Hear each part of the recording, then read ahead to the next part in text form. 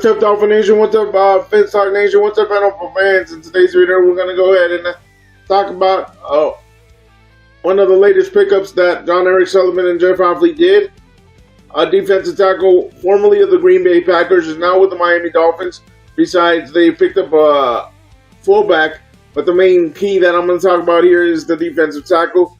Why is it key? Is because they want to do an experiment with him trying to play guard and see what happens. And then I'm going to play to you a ride-along with Zach Zeeler, which is about 5 minutes. And after that, I'll give you my thoughts. But before we go ahead and read the article, I'm going to read to you a trivia question, because now we're doing fact or trivia, and it switches depending on the day. What player posted his first career 1,000-yard rushing season with 1,012 yards for the Dolphins in 2023? Leave it down in the comment section and let me know. Play along, and I'll give you the answer at the end of the video.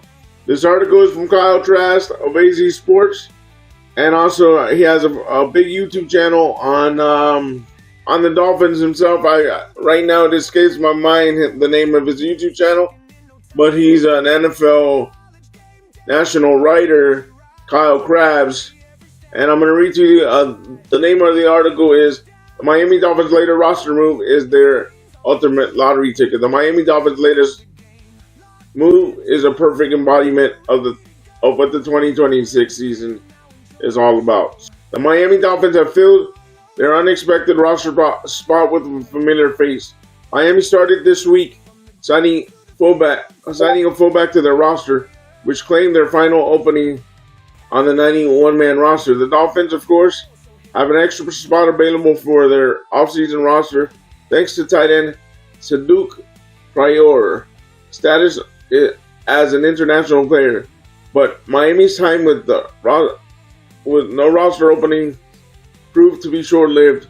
Undrafted rookie running back Le'Veon Moss retired after minicamp. The Dolphins have found someone else to take his spot on the roster, and it's perhaps the ultimate lottery ticket.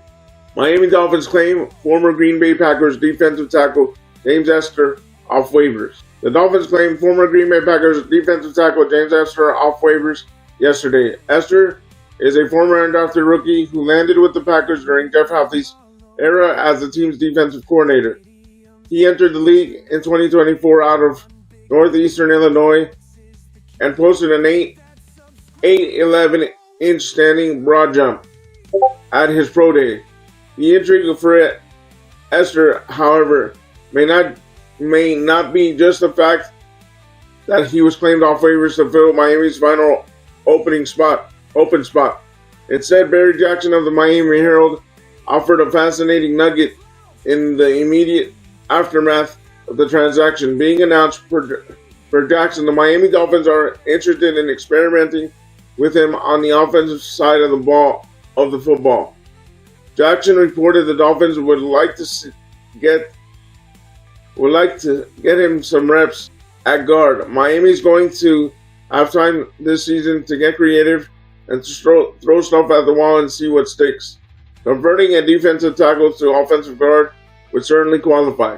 Many of the team's more ambitious transactions may prove to not work, but if just a handful do, it's added value to the season that's all about setting the foundation.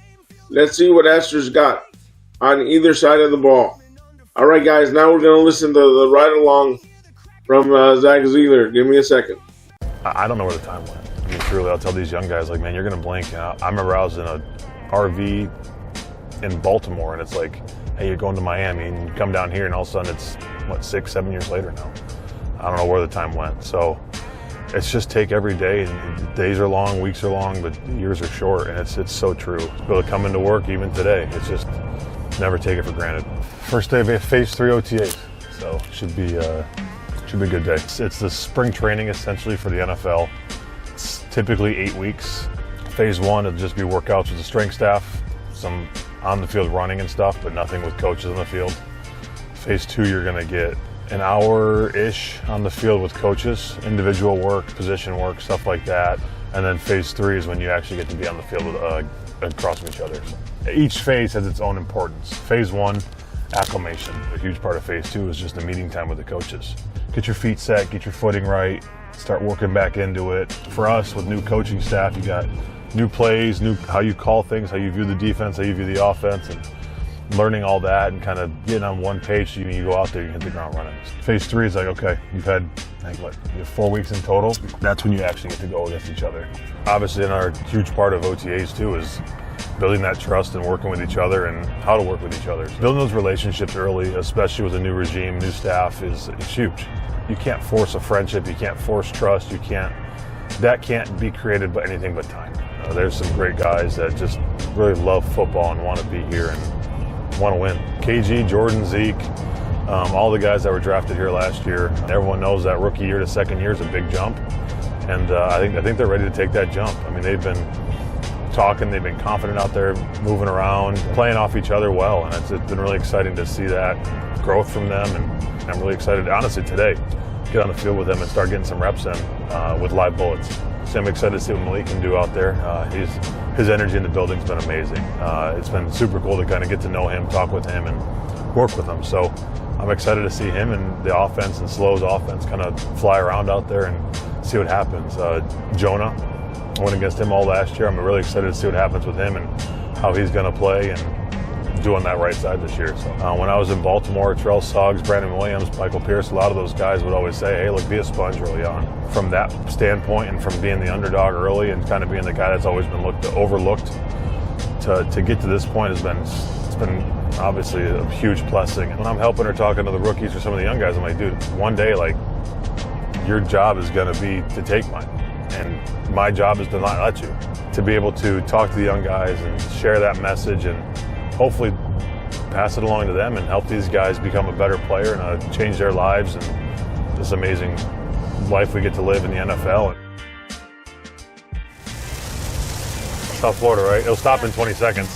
I think this new era is going to be fast, physical, flying around, confident, and just focused. How we fully can view this picture as 11 guys in the field as one. Halfley coming in and kind of setting his message, setting his tone, and you got to have a standard to set with the team, with each other, and he's been doing a great job so far of going out there and saying, hey, look, this is kind of how the technique is. This is what we're coaching this year. This is how we want it. This is how we want you playing. What he's hit from day one is when he's coaching on a tape or when he's showing something on the screen in team meetings, it's not, you're not calling out one individual. You're saying, hey, this is how I want it done. And it's a coaching lesson for the entire team, not just that person. Iron sharpens iron, and it's true. I think what we talked, someone just talked, I think it's Halfley or someone said it last week, you're not practicing for the coaches or for the team, you're practicing for yourself. Like, practice is for each other. It's for yourself to get better. You change your mindset and you view it that way where it's like, it's out here because it's going to make you a better player, hence the team better, hence everyone's winning. So it was a really cool perspective of that, and that's how I think I kind of have always viewed things from early on. And coming from nothing to this point in the NFL has been it's been a blessing, and I try to pass that forward to every guy that wants to listen.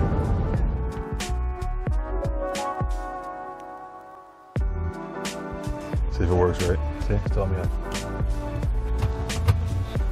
Is this moment ever still surreal to you? Like right there, yeah. It's every time. That's what I'm saying. Like, there'll be a day I can't get in this building.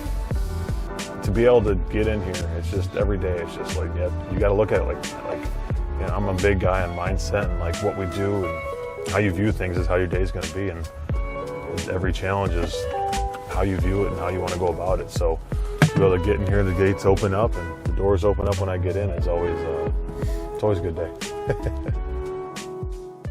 All right, guys, he talked about phase 3. I mean, all 4 or 5 phases. Then he talked about the second year guys.